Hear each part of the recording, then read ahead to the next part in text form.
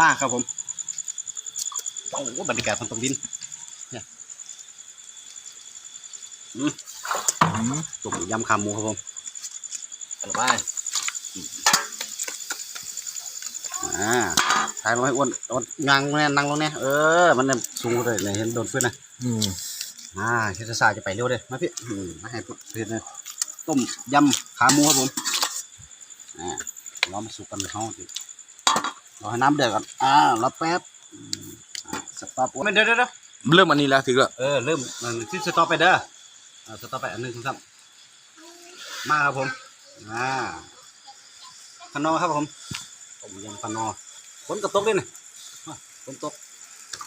มาทำไมมันจะล่มก่อนเดี๋ยวเพิ่ง2 ก้อน2 ก้อนเลยผสมแห้งบ่มาดูเพื่อน2 ก้อนเนาะยืดลุกขึ้นนั่งให้เป็นย่างครับผมเอาเครื่องปรุงเขาก็ถึงนี่นะรสดีโอ้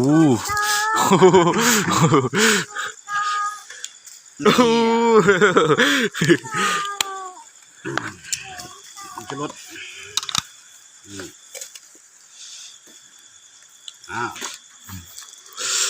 จัดไปไทยไม่ใช่มาปีนจัดไปอุ้ยสต๊อกวันเริ่มไหม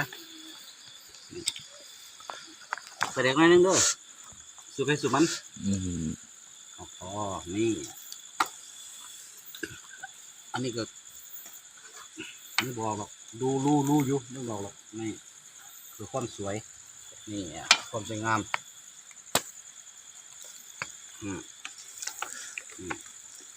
ป่าเรียกว่าพริกเขาจับเอาสต๊อกก้อนทุกวันเอา1 2 3ค